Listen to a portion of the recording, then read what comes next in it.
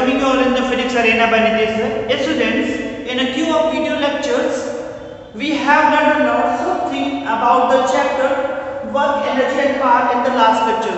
So today we are going to discuss about the new topic. These are the keywords, the topic which we will cover today by this video lecture, that is the burden by a constant forces, burden by the variable forces, conservative forces, and what we mean by the non-conservative forces and their application. So first of all, we are going to discuss the topic, that is the burden by a constant forces. Student, what this topic means? What do you mean by this topic, that is a constant forces? It means that as earlier class we have learned that the burden equals to the product of force to the displacement.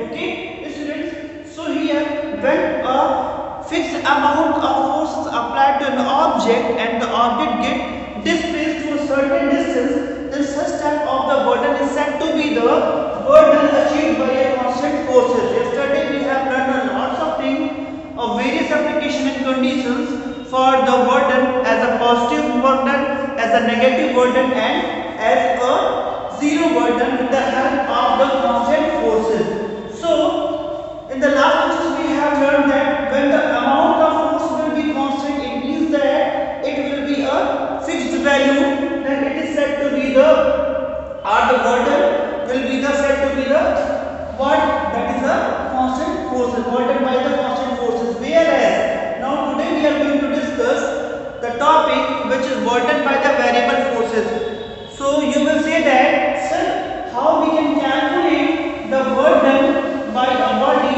when the forces are variable? When and how we can calculate the burden by a body when the force will be variable? So with the help of several examples, I am going to give you a glance that how this can be understood. Okay, students. So you can see here, if you are having a book, if you are having a block, let us suppose that if we are having a block and which is at the surface of the surface, okay, which is at the ground, okay, and we are willing to keep this block A to a certain height, 10 meter, that the height is 10 meter, okay, onto a rack, okay. So the height of the rack from the bottom or the surface level is 10 meter. So what we are going to do? We are going to do a burden against the gravitational force.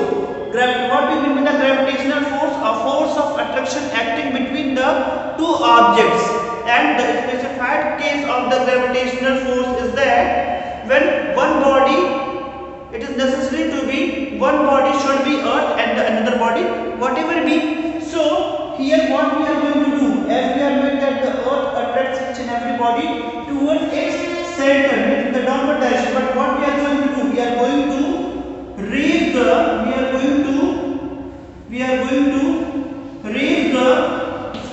block against gravity. Here we are going to do the burden against gravitational force. Okay, students. So in this condition, burden is equals to, how we can calculate the burden, as the burden is equals to force into displacement, and here what will be the force? Force is equals to mass into acceleration, okay, or here that the force will be the weight of the object. So weight of the object will be m into g. So here we can write that m into g into the displacement is s, which is height from the surface, okay. So that is h. So whatever be the amount of burden will be done here can be calculated easily with the help of mgh. In this condition we are going to do a burden against the gravity, okay.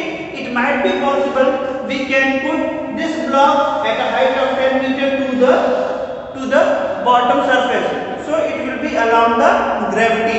It depends upon the condition. What will be the condition to just go for the downward or for the upward, means along the gravity or against the gravity. So this is the first example of the variable force. The next example example is that you can see here. Okay students, now the next example for the burden by a variable force is that the rocket propulsion.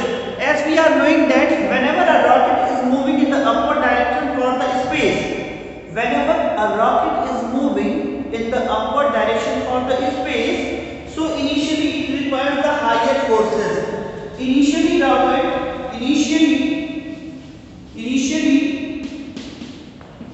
rocket requires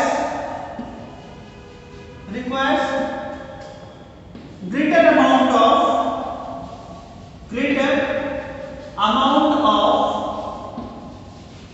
forces, but as it is increasing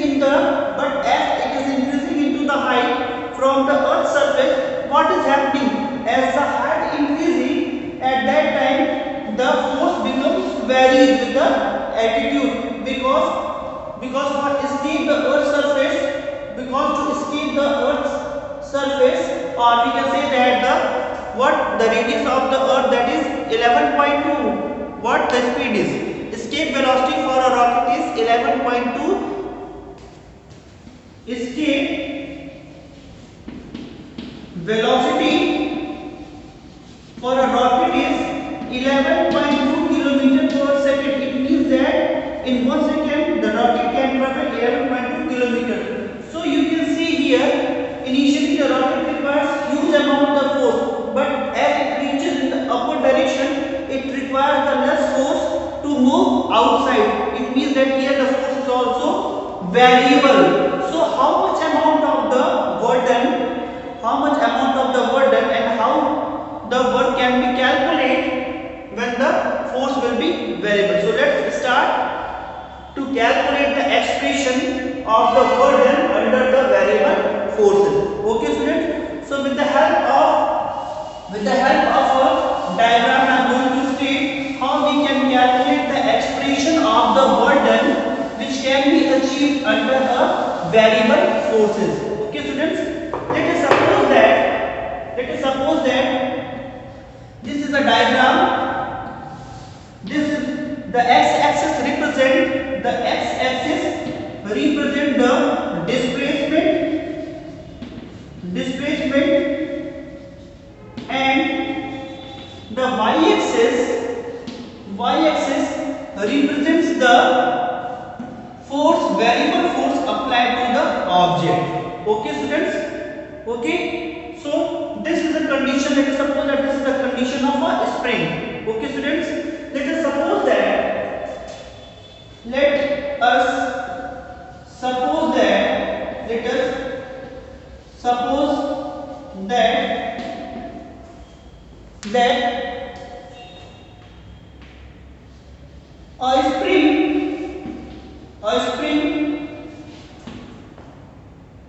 a spring is at rest.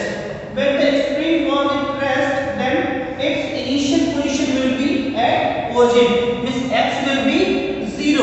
Okay. Now a force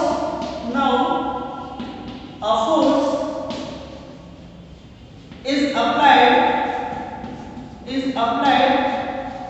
and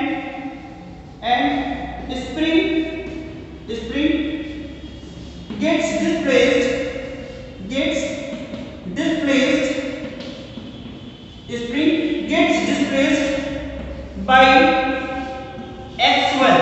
Now as the force is applied, that the force is F1, then the spring reaches to the displacement, that is x1. Now the position of the spring from origin to x1 and the applied force is F. Okay students, now again if the force varies to F2, now one more force required, F2. If we are applying some incremented amount of force F2, then the spring reaches to the displacement x2. Okay students, okay. On increasing, here what I am writing, on increasing the force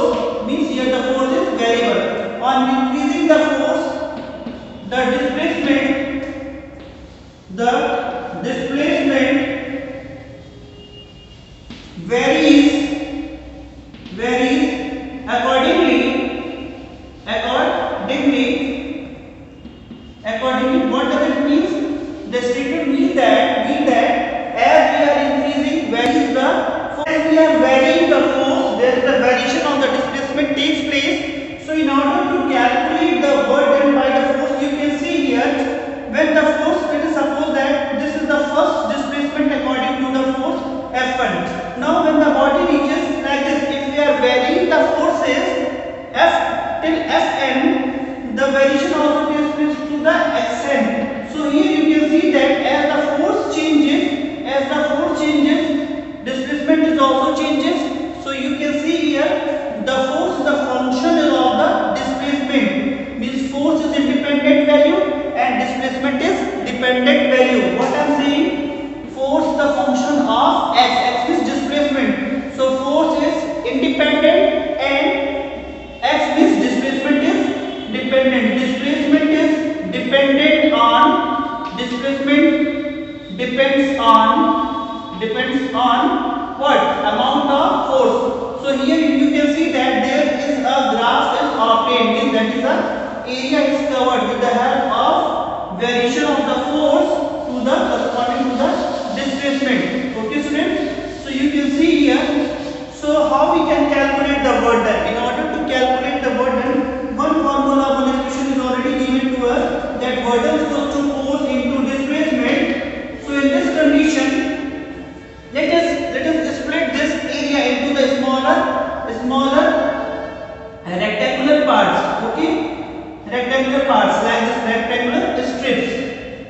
Okay students, so what we can do, we can calculate the area of this strips. Okay, let us choose what I am going to write here. I am going to write here like that. How we can calculate?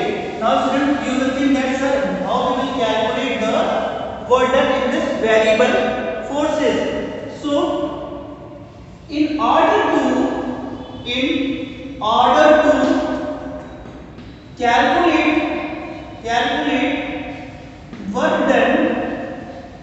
work done by variable forces, in order to calculate the work done in case of variable forces, what we will do, we will split this curve into the small pieces of rectangular strip. So here the burden will be force into displacement, here the displacement are x1, x2, x3 and so on. So here the displacement varies. Okay, so F into, here the x is delta x. Let us suppose that is a change in where displacement delta x is equals to x2 minus x1, x3 minus x2 varies. Okay students, so this is the burden for a small area, for this string. Okay, for this elementary portion. Now this is the work done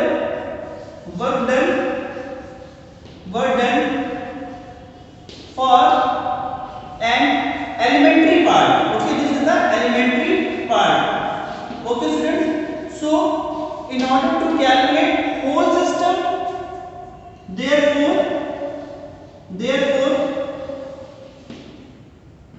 work done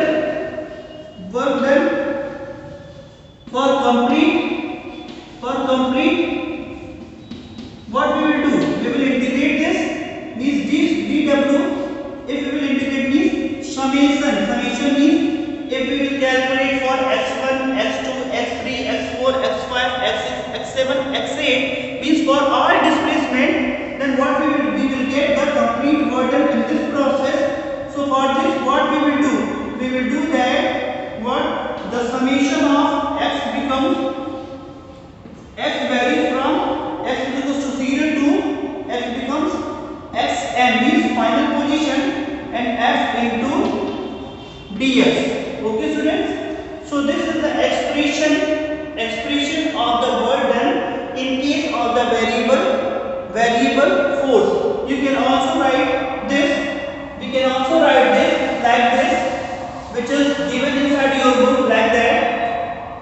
W is equals to summation dW, which is equals to limit x tends to 0. X tends to 0 means that when the change in the position by the force is very small, okay, and force into displacement. So this is the amount of burden, or this is the expression of the burden by the variable forces.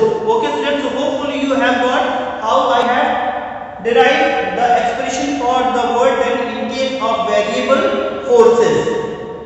Okay students, now the next topic is conservative forces. What do you mean by the conservative forces? So with the help of the definition, we will discuss about the conservative forces. A force which causes the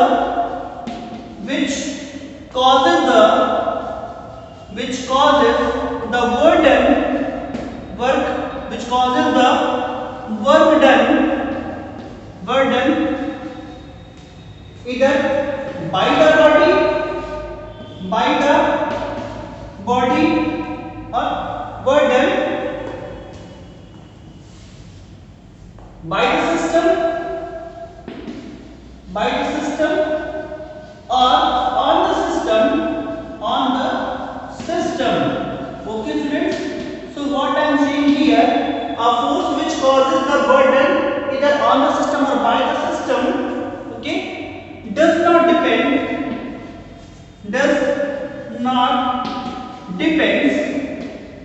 depends upon the path. It means that what I have said here, a force which causes the burden means which causes the displacement either by the system or on the system does not depend on the path, only depends on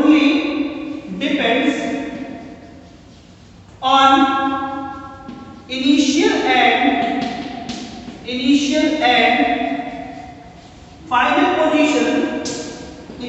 and final position of the body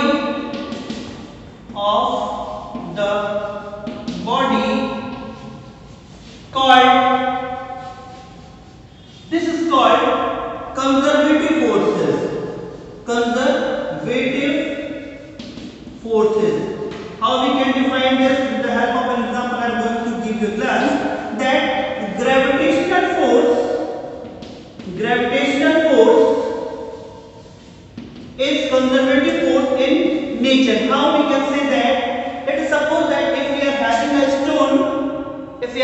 stone and we are willing to keep it at a high edge like here, okay, so what is that? Here we are doing a work done against the gravity, which is in the upper direction, okay, so at that condition we can raise the stone by this path, or we can raise the stone by this path or by this path. So a force which does not depends on the path acquired by the body, only depends upon the initial and final position, the system of the force is said to be the conservative forces. A type of force which causes the displacement in a body does not depends upon the path followed by the body, only depends upon the position, which final and initial position is said to be the conservative force. Okay students, and gravitational force is one of the best example for this. Now we are moving towards the non-conservative forces. What do you mean by the non-conservative forces? A force which causes the burden. Here we are going to discuss about the non-conservative forces. I am going to give a glance about the non-conservative forces. A force which causes the burden either by the system or on the system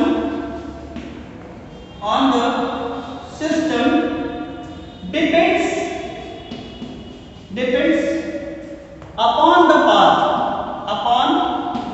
path. Here it means that this force is dependent on the path. Okay students, so this is dependent on the path, means if initial and final position, then such